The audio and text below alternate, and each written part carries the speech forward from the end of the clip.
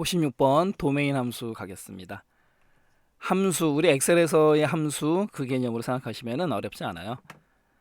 테이블이나 쿼리, SQL식에 의해 정리된 레코드 집합을 이용해서 통계 계산을 구할 때 사용하는 함수다. 방금 전에 말씀드린 대로 엑셀 함수 생각하시면 되고, 폼이나 보고서의 계산 컨트롤, 그 다음에 쿼리의 조건식, 그 다음에 매크로하고 모듈에서 사용할 수 있다. 조심하시고, 그 다음에 사용하는 방법. 일단 함수가 먼저 나와요. 그리고 나서 인수 도메인 조건식인데요. 제가 항상 강의할 때마다 말씀드리는 거, 이 도메인인데요. 제가 매번 강의할 때마다 이런 말씀드려요. 이 도메인은 반드시 지금 메모를 해두세요. 테이블명이야. 테이블명. 도메인은 테이블명입니다. 그것만 아셔도 시험 문제 바로 맞출 수 있어요. 그래서 인수, 도메인, 그 다음에 마지막이 조건이에요. 조건식이 와요. 그러면 함수는 도메인이니까 D, 우리 엑셀에서의 그 D 함수 생각하시면 되는 거죠. 여기서는 이제 도메인의 D, 그 다음에 SUM은 당연히 합계고요. 그 다음에 D, AVG, 플레임으로 안 가고 AVG로 가요. 이거 조심하시고요. D, AVG 그러면 평균, D 카운트 그러면 개수, D 민 최소값, D 맥스 최대값, D 룩업 이어지는 거예요. 특정 필드 값을 갖다가 룩업 하겠다라는 거죠. 좌우지간 함수가 오고요. 그 다음에 가운데 도메인이 뭐다? 테이블명이에요. 문제 풀겠습니다. 다음 중 학생 테이블에서 자, 이게 도메인이에요. 테이블이에요. 점수가 60 이상인 이게 이제 조건이 되는 거고, 맨 마지막에 오는 거 기억하셔야 되죠. 학생들의 인원수는 무슨 함수를 구해야 된다. 카운트. 자, 이거는 이제 디카운트가 되겠죠. 구하는 식으로 옳은 것을 골라라. 단 학번 필드는 학생 테이블의 기본 키다. 테이블명이 뭐였었어요? 학생이죠. 자, 그러면 아까 인원수니까는 디카운트예요. 그러면 3번의 딜룩업, 4번의 딜룩업은 작용 미달, 1번, 2번 둘 중에 하나가 답인데 학생 테이블 어디에 온다? 가운데 온다라 그랬었죠. 얘 맞잖아요. 얘는 학번이라고 했으니까 틀렸다라는 거죠. 그럼 나머지 거 보세요. 자, 디카운트 똑같고, 그 다음에 가운데가 도메인 학생 테이블이에요. 맞죠? 그러니까 정답은 2번이고, 마지막에 점수가 60 이상이다. 그거나 갖다 맞고, 그 다음에 우리가 구하고자 하는 거는 학번을 가지고 카운트 하겠다라는 거죠. 이렇게 해서 111번의 정답은 2번이 되는 거예요. 어렵지 않고. 112번도 보세요. 폼 바닥글의 사원 테이블 또 마찬가지예요. 사원 테이블 이게 뭐가 된다? 도메인이 된다라는 거죠. 도메인. 직급이 과장인 이건 조건이고, 레코드들의 급여 합계를 구하고자 한다. 합계 뭐예요? 뒷섬이죠. 다음 중 폼 바닥글의 텍스트 상자 컨트롤에 입력해야 할 식으로 옳은 것은 무엇인가? 자, 이것도 문제를 가지고 또 머릿속에 넣어두세요. 얘는 폼 바닥글에 넣는 예제인데 텍스트 상자 컨트롤에 입력합니다. 이것도 알아두시고요. 자, 그러면 사원 테이블이니까, 그리고 급여 합계니까 D썸의 가운데 사원 테이블을 찾아라. 그러면 지금 1번, 2번은 이거는 완전히 틀렸죠. D 합이라는 게 어디 있어요. 그죠? 그 다음에 3번, 4번 둘 중에 하나가 답인데 사원 테이블 가운데 있는 거 찾겠습니다. 여기 있네요. 그리고 조건은 직급이 과장, 그 다음에 급여액을 가지고 썸을 구하겠다라는 거죠. 이렇게 해서 정답은 뭐가 되는 거예요? 4번이 된다라는 거죠. 합을 구한다. 뒷섬, 그 다음에 사원 테이블 가운데 사원, 그 다음에 직급, 과장, 그 급여를 가지고 합을 구한다. D 함수는 시험 문제, 여러분들 도메인 함수는 시험 문제 잘 나오니까요. 제가 말씀드린 대로 테이블의 위치, 그 다음에 원하는 함수 잘 생각하시면 어렵지 않아요. 절대 D합이라는 거 잊지 않습니다. 뒷섬. 도메인 함수 마치도록 하겠습니다. 57번 보고서 가겠습니다. 보고서라는 개념은 화면으로도 볼 수 있지만 더 주된 목적은요. 그렇죠. 프린터로 인쇄하기 위함이다라는 거죠. 가겠습니다. 저장된 테이블이나 쿼리의 내용을 화면이나 프린터로 출력하기 위함이다. 보고서. 그리고 원본으로 테이블, 쿼리, SQL문을 사용할 수 있어요. 뭐가 빠졌나요? 폼이죠. 보고서에서 원본으로 폼을 쓸 수가 없습니다. 폼을 이용할 수가 없다. 시험 문제 잘 나오니까 조심하시고요. 그리고 제목이나 날짜, 그다음에 페이지 번호, 얘들은 보고서 디자인에 저장이 되더라. 뭐 간단히 알고 가시고요. 그다음에 또 시험 문제 잘 나오는 게 뭐냐면 이 보고서는 폼하고는 달라요. 폼하고는 달리 데이터를 입력하거나 수정할 수 없습니다. 요거 입력하거나 수정이 안 된다라는 거 매우 중요하니까 없음 신경 쓰시고요. 그 다음에 보고서는 그룹, 그 다음에 페이지의 그 데이터별 평균, 합계 뭐 이런 요약 정보를 인쇄할 수 있다 없다. 당연히 인쇄 가능하죠. 조건부 서식 같은 경우도 줄 수 있어요. 보겠습니다.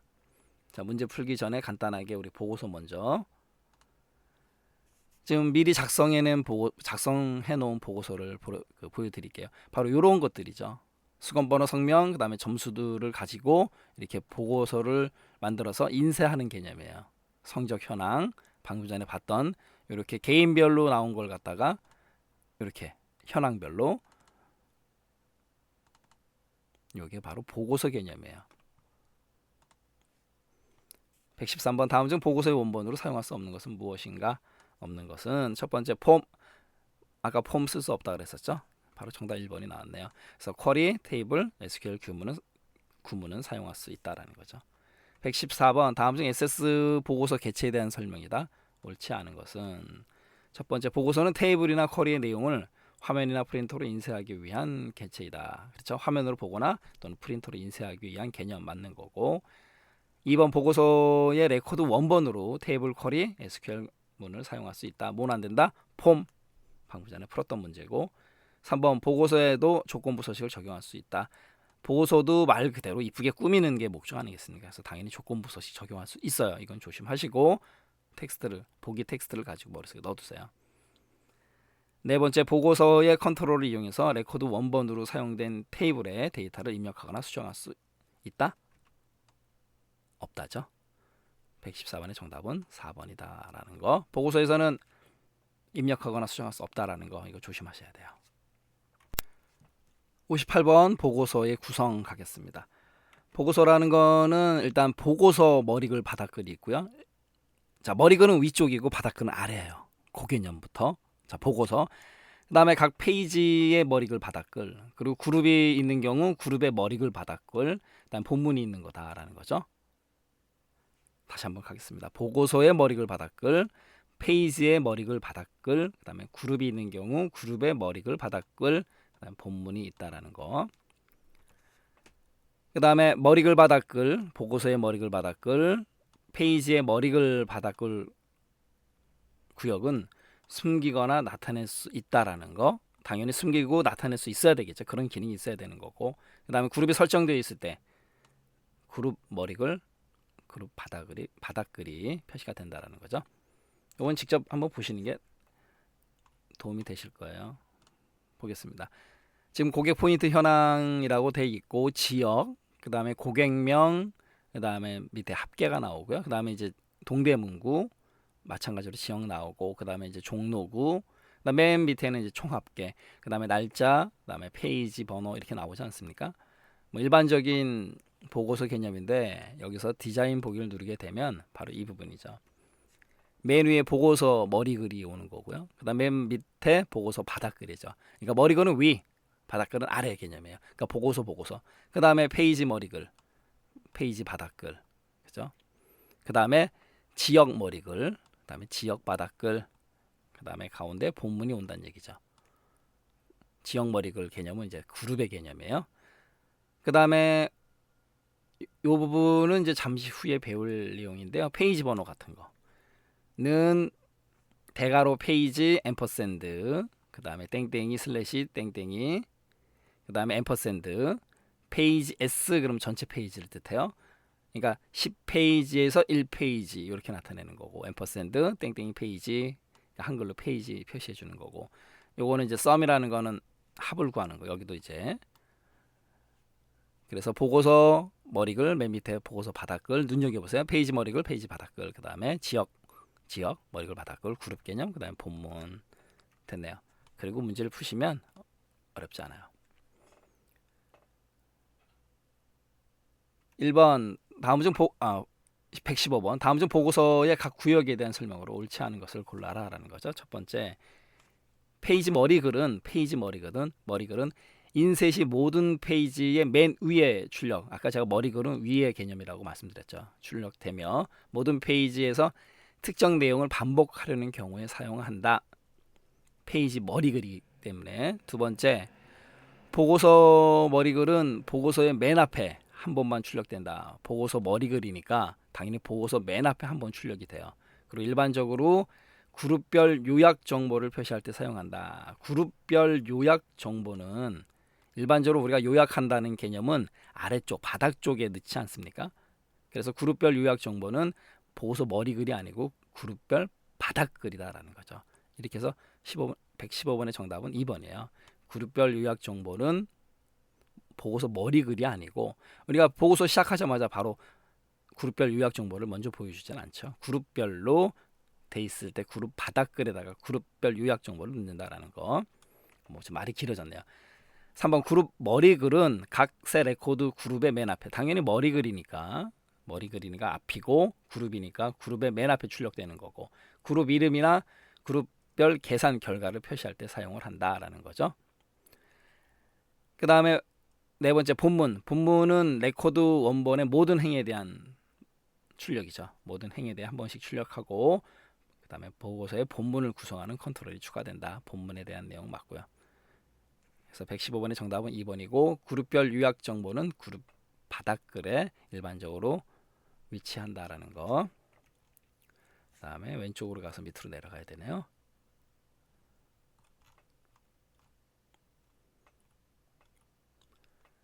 (116번) 다음 중 보고서의 각 구역에 관한 설명이다. 옳지 않은 것은 1번 보고서 머리글은 보고서의 맨 앞에 한번 출력되고, 그 머리글이니까 앞에 일반적으로 로고, 회사 로고라든가 제목, 날짜 같이 표지에 나타나는 정보를 추가할 수 있다. 보고서 머리글 맞는 얘기고, 보고서 맨 앞에 한번 출력되는 개념이고, 2번 그룹 머리글은 각 셀 레코드 그룹의 맨 앞에, 머리글이니까 당연히 맨 앞에 출력이 되는 거고, 그룹 이름을 출력하는 경우에 사용한다. 머리글이니까 당연히 그룹 이름을 출력할 수 있죠. 세 번째, 본문은 레코드 원본의 모든 행에 대해 한 번씩 출력되며 보고서의 본문을 구성하는 컨트롤이 여기에 추가된다. 방금 전 115번에서 봤던 내용 같은 의미고, 네 번째, 보고서 바닥글은 모든 페이지의 맨 끝에 출력되며, 페이지 맨 끝에 출력되는 거는 뭐예요? 페이지 그다음 맨 끝이니까 바닥글. 틀렸네요. 4번이. 페이지 번호 또는 페이지별 정보를 표시하려는 경우에 사용한다라는 것. 이거는 뭐 보고서 바닥글이 아니고 페이지 바닥글에 대한 개념이죠. 그래서 페이지 번호 당연히 또 페이지 정보 이랬으니까 당연히 보고서가 아니고 페이지에 해당되는 내용이고, 일반적으로 페이지 번호, 뭐 페이지별 정보 이런 건 아래쪽에다 넣죠. 페이지 번호 위쪽에다 넣는 경우 별로 없죠. 그래서 페이지 바닥글이다라는 거죠. 네, 이렇게 해서 보고서 각 구역에 대해서 문제풀이 해드렸습니다. 59번 페이지 번호 출력하겠습니다. 아까 이 페이지 번호 출력은 잠깐 살펴봤었죠. 는 대괄호 페이지 대괄호 닫게 되면 이 PAG는 1페이지, 2페이지 이렇게 나타내는 것 뿐이에요. 그 다음에 똑같은데 앰퍼샌드가 오고 땡땡이 페이지 땡땡이 그러면 뒤에다가 페이지가 붙습니다. 1페이지, 2페이지 이렇게 이거 붙어 있는 거 조심하시고요. 그 다음에 얘 같은 경우도 그 페이지, 그다음 앰퍼샌드, 슬래시, 그러니까 슬래시가 오는 거죠. 얘는 일반적으로 우리가 몇 페이지 중에 몇 페이지 이렇게 하듯이. 그 다음에 뒤에 페이지 S 전체 페이지. 그 다음에 얘는 조심하실 게 항상 우리 뒤에 땡땡이 페이지 땡땡이 그러면 이제 그게 붙어 있는 위치 그대로 가는 거예요. 그러니까 현재 페이지 슬래시 주고 전체 페이지, 그 다음에 한글로 페이지. 그러니까 얘도 마찬가지로 2 슬래시 10페이지, 그러니까 10페이지 중에서 2페이지라는 뜻이죠. 그 다음에는 페이지 S, 얘는 S가 나왔으니까 전체 페이지가 먼저 나오는 거죠. 그죠? 10. 그 다음에 그 땡땡이 페이지 중, 그러니까 페이지 중 앰퍼샌드에서 연결시키는 거 조심하시고요. 그 다음에 여기는 그냥 페이지, 그랬으니까 10페이지 중에서 몇, 그죠? 그 다음에 한글로 땡땡이 페이지 몇 페이지, 일반적으로 많이 쓰는 경우인데, 그래서 10페이지에서 2페이지. 그 다음에 포맷이라는 거는 형식을 주겠다. 포맷, 어떤 형식을 주냐, 이 페이지를 찍는데 땡땡이 000 땡땡 이렇게 찍어라. 그러니까 001, 002 이렇게 찍게끔 만들어 버리는 거예요. 강제적으로. 그냥 1페이지면 1이 아니고 이렇게 000을 줌으로 해서 강제적으로 찍게끔 00을 그게 바로 포맷 형식 명령을 쓰는 거야. 117번 다음과 같이 페이지 번호를 출력하고자 할 때 수식으로 옳은 것을 골라라 라는 거죠. 7페이지 중에서 1, 그러니까 7이 전체죠. 페이지 S가 들어가야 되는 거고, 그 다음에 페이지 중이라는 얘는 텍스트이기 때문에 땡땡이 페이지 한 칸 띄고 중 땡땡이가 가야 되는 거고, 그 다음에 얘는 그냥 페이지. 그러면 1번 같은 경우는 앞부분이 페이지 S가 나와야 되는데 이게 나왔으니까 틀렸죠. 그냥 페이지가 나왔으니까 땡. 그 다음에 2번 같은 경우는 페이지 S 잘 나왔어요. 그 다음에 앰퍼샌드. 근데 얘가 더블 코테이션으로 묶여 있어야 되는데 안 묶여 있잖아요. 그러니까 땡 틀렸고, 그 다음 3번 같은 경우도 앞에 페이지 그냥 그랬으니까 틀렸죠. 4번 페이지 S 잘 나왔어요. 페이지 S 그 다음에 앰퍼센트 주고, 그 다음에 페이지 중을 앞뒤로 땡땡이 잘 줬고, 그 다음에 마지막에는 그냥 페이지 됐네요. 이렇게 해서 정답은 4번이 된다라는 거죠. 118번 다음 중 보고서 페이지 번호를 표시하는 컨트롤에 입력된 컨트롤 원본과 그 결과가 모두 맞게 연결된 거 모두 골라라 라는 거. 단 전체 페이지는 5페이지다 라는 거죠. A번 보니까는 요거 보세요. 땡땡이 페이지 땡땡이. 그러니까 이 문제는 조금 헷갈리게 하려고 만든 문제죠. 앞뒤로 땡땡이가 있으니까 앞에 몇 페이지 그 영어로 된 페이지가 붙어야 되는데 얘는 뒤에 붙었으니까 틀렸고, 2번 같은 경우는 무슨 그냥 페이지, 그렇죠? 그래서 1페이지. 그러니까 B번은 맞는 거고 모두 골라야 되기 때문에. 3번 같은 경우는 그냥 페이지 앰퍼샌드 슬래시 줬고요. 그 다음에 앰퍼샌드 페이지 S, 그러니까 전체 페이지에서 몇 페이지 그래 놓고 뒤에 얘도 마찬가지로 땡땡이 페이지 땡땡이니까 뒤에 페이지가 붙어야 되죠. 근데 얘는 앞에 붙었어요. 틀렸죠. 그러면은 맞는 거는 B하고 D가 되겠죠. 가겠습니다. 시험장에서는 이렇게 찍으시면 되는 거고. 볼까요? 는 포맷이라는 건 강제적으로 찍게끔 만드는 거죠. 이 페이지 번호를 아까는 우리가 000으로 했는데 여기는 00이네요. 그러면은 01, 02, 03 이렇게 찍히는 거죠. 그래서 다 맞는 걸 고르면 B하고 D가 된다. 그래서 정답은 4번이 되는 거예요. 이 페이지에 관련된 문제, 시험 문제 잘 나오니까요. 조심하셔야 되겠죠. 네, 자출 마지막 매크로 가겠습니다. MACR로 매크로, 우리가 이제 엑셀에서의 매크로 개념하고 이 액세스 매크로 개념은 조금 달라요. 그것만 알고 계셔도 또 문제를 맞출 수 있습니다. 갈까요? 여러 개의 명령어를 하나로 묶어서 일련의 절차를 미리 정의하는 기능이다. 그러니까 엑셀하고 좀 달라요. 엑셀은 이게 녹화의 개념이죠. 찍어버리는 개념이고, 얘는 여러 개의 명령문을 하나로 묶어서 일련의 절차를 미리 정의하는 그 개념이에요. 하지만 반복적으로 수행되는 작업을 자동화하기 위한 개념, 요거는 이제 비슷하죠. 그리고 매크로 함수를 이용하게 되면 작업 순으로 묶는다라는 거죠. 그래서 하나의 명령어로 저장할 수 있는 개념, 방금 전에 말씀드린 대로 반복 작업을 쉽게 처리할 수 있다라는 거. 그래서 첫 번째, 두 번째 내용을 합친 의미죠. 그 다음에 바로 이 부분. 엑셀은 매크로 기록 기능이 지원되지만 액세스는 매크로 기록하는 기능이 지원되지 않는다. 결국 엑셀하고 좀 다르다라는 거죠. 119번 다음 중 액세스에서의 매크로 기능에 대한 설명이다. 가장 옳지 않은 것을 골라라 라는 거네요. 1번 엑셀에서와 같이 사용자가 수행하는 작업에 대한 매크로를 자동적으로 기록해 준다. 액세스는 그렇지 않다라고 말씀드렸죠. 119번의 정답은 바로 1번이 되는 거고요. 나머지 거 보겠습니다. 액세스에서 제공하는 기본적인 매크로 함수를 이용해서 매크로를 작성한다. 액세스에서의 매크로 정의 그대로 맞게끔 설명이 된 거고요.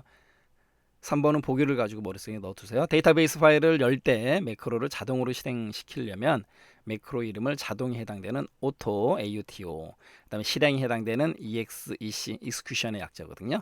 자, 뭐 약자인지 신경 쓰지 마시고요.